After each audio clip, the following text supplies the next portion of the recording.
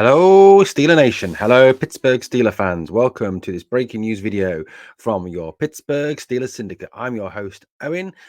Pittsburgh Owen, your voice from across the pond. So, whilst obviously the NFL draft finished obviously yesterday, and the Steelers' 7 picks are in. Just a reminder of those 7 picks. But round 1, Kenny Pickett, QB from Pittsburgh. Round 2, George Pickens, wide receiver from Georgia. Round 3, DeMarvin Leal, defensive end from Texas A&M. Round 4, the pocket rocket, Calvin Austin III, wide receiver from Memphis. Round 6, Cam's little brother Connor, tight end fullback from Michigan State. Round 7, Mark Robinson, linebacker from Mississippi. He was very much the who moment. And round 7, a second quarterback, double dip on a quarterback. Very surprising. Chris Oladokun, quarterback out of South Dakota. So, like I said, the Steelers have continued to be busy after the draft has ended. They have signed today 10 undrafted free agents who they intend to obviously put through their paces and see whether they could be Pittsburgh Steelers of the future, whether they could be added to the 53-man roster and do a job for the Steelers in the forthcoming 2022 season. So who are these 10 UDFAs? Well, here we are. Here's the list that came out today. So the Pittsburgh Steelers signed 10 undrafted free agents. They are offensive tackle Jake Dixon from Duquesne. I'm sorry, America. I don't know how to say that name. Running back Matteo Durant from Duke.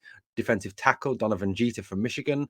Offensive linebacker, outside linebacker, Tyree Johnson from Texas A&M. Outside linebacker TD Moultrie from Auburn. Offensive guard Chris Owens from Alabama.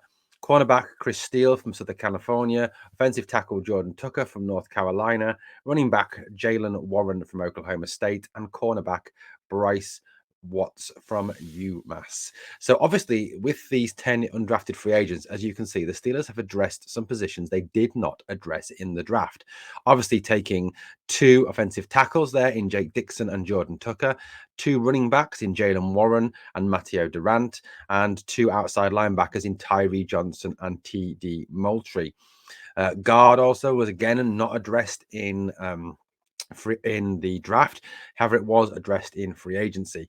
Chris Owens from Alabama is our UDFA at guard. Obviously, in guard for the Steelers at the moment, we have Kevin Dotson, we have Mason Cole who can play there, James Daniels who can play there, Kevin Dotson who can play there, John LeGlue who can play there. So a number of players already that can take that guard spot for the Pittsburgh Steelers.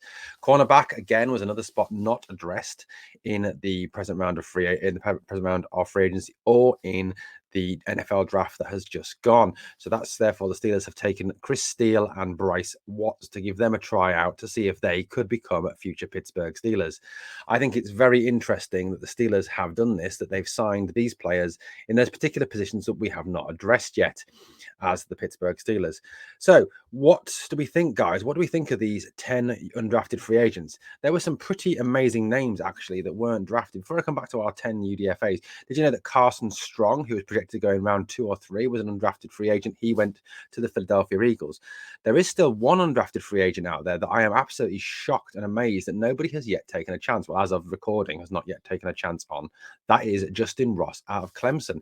Justin Ross out of Clemson was widely regarded as one of the best receivers on the Clemson roster, even competing with the likes of, say, Hunter Renfrow as well in the past. Now, Justin Ross, who was someone who's even projected the Steelers in rounds 3 and 4 in several mock drafts, has not been taken and is still a free agent. Is it worth the Steelers having a look at him? He is a quality wide receiver, someone who could definitely add further depth to our wide receiver room.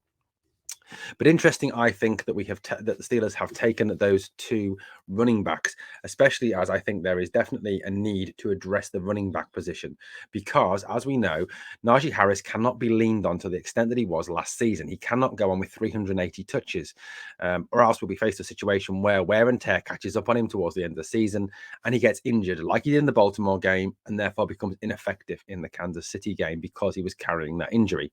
Benny Snell is not the answer, as he's proven this year, and Kalen Ballage is still an unrestricted free agent. It's worth noting that McFarland, Ballage, and Snell between them could not even amass 100 yards in the whole of last season, whereas Najee Harris, behind that appalling offensive line, still managed to amass 1,200 yards, 76% of those coming after contact.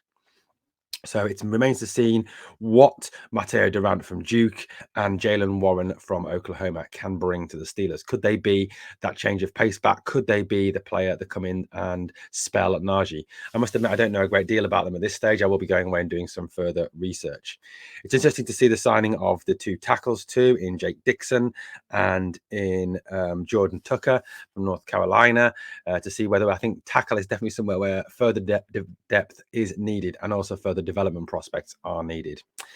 Add to that, obviously, the signing of two cornerbacks, where I think we've got three very good starting cornerbacks in Levi Wallace, Akella Witherspoon, and also Cam Sutton. However, Justin Lane and James Pierre have really failed to live up to their promise so far. James Pierre, who many started a hype train about last year and thought he would be the next big thing for the Pittsburgh Steelers, has not as yet proved his worth and sort of tailed off towards the end of the season and got burnt on quite a few occasions. However, give him another year, who knows? He was, in fact, a UDFA himself. 2 years ago.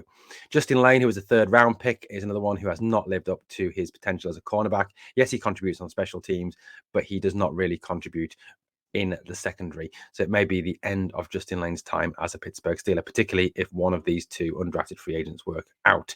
Plus, there is still free agency to go, and who knows, even Joe Hayden could be signed back on a vet minimum deal. So, guys, that's it. 10 UDFAs. Let me know what you think of the signings. Let me know what you think.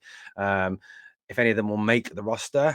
If you find anything about them, let me know in the comments below. And reminder, if you haven't yet subscribed to the Pittsburgh Steelers Syndicate, the best new channel out there for your Pittsburgh Steelers news, hit that subscribe button. Come and join the Pittsburgh Steelers Syndicate revolution. Thank you for listening. I hope you've enjoyed this content. I've been Pittsburgh Owen, and here we go, Steve.